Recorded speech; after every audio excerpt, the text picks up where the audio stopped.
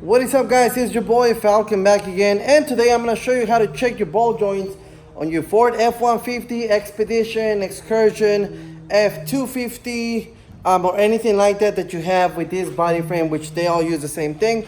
So I'm going to show you guys how to check your lower ball joint on your front suspension. So if you need to do this, stay tuned.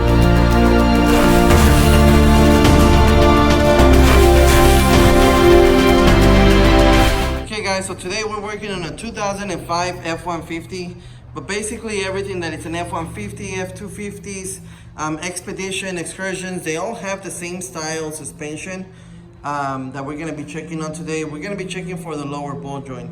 Now let me tell you what, the way some people check it, and it's not actually not that accurate, and let me show you the proper way of checking. People like to get down here and raise up the vehicle from the actual frame, from right here. Which is okay, you know, if you're gonna work on it. Whenever we're gonna do the actual job, I am gonna lift it up from there and then put the jack under it to kind of resist the tension. But at this point, we need to check it. So we do not need to do that. We need to actually lift up the car from the lower control arm. Let me show you down here. I put the jack in there and I lift it up from the lower control arm. Now, ideally, I would like to put that lower control arm a little bit more to the left, but I really could not because there is no room in there because of the wheels of the jack and everything.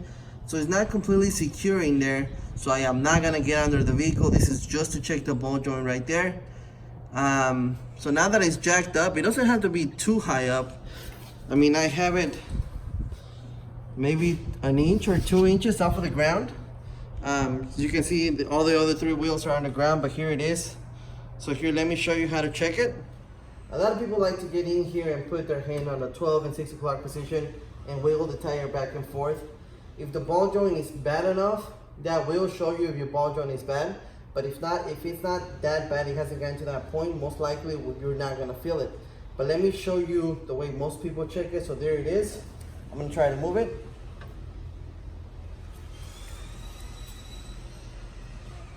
There is no movement at all.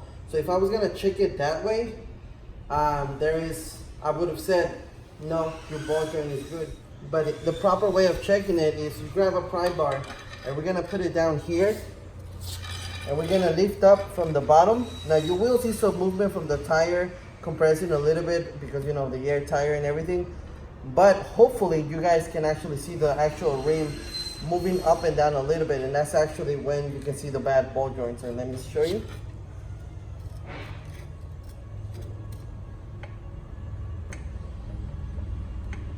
Can you guys see that?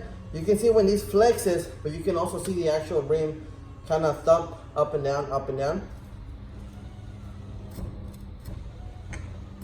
You can also hear it. I'm gonna put you guys in there in a second so you guys can actually see it and hear it from in there. But right now I'm showing you guys from out here.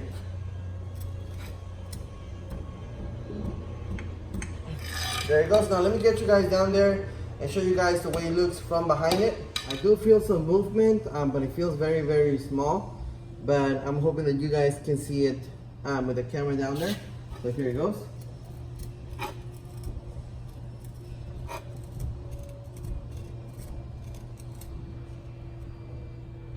I can definitely feel it.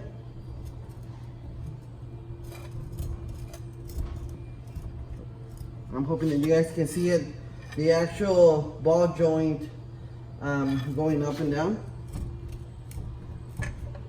And I think you guys can hear it too.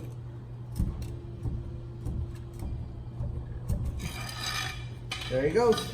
Alright guys, and just to kind of show you why we're doing it the way we're doing it, this is the kind of suspension that these vehicles have. So you have the strut and the spring pushing down on the lower control arm. Same thing with this one. This one is creating tension to the bottom. So if we only jack up the car from the actual frame, this thing is still gonna have tension going down, pushing tension down on the lower ball joint, which means we're not gonna be able to get a proper test on this lower ball joint. The only way to get a proper test on this lower ball joint is to put the jack under the lower control arm and lifting up the car from the control arm. And when we're doing this, you're actually releasing the tension from here, from the ball joint, and putting all the tension here. So by releasing the tension from the ball joint, we can actually get the pry bar under the tire and check it how I just showed you.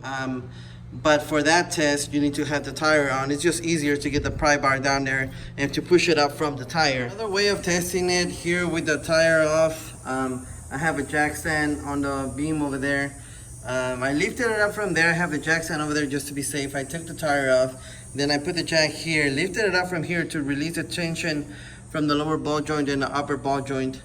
But also put a pry bar going from the spring to here, just so I can kind of like lift up on it, like here, and then see if it makes a difference. Here, let me show you.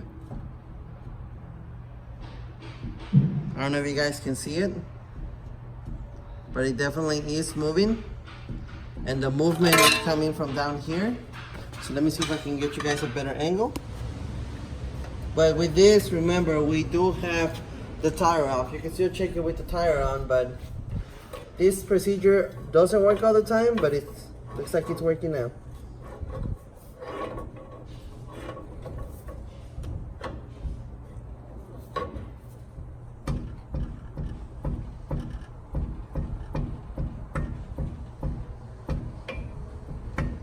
Alright guys, so that is how to properly test the lower ball joints on this Ford F-150.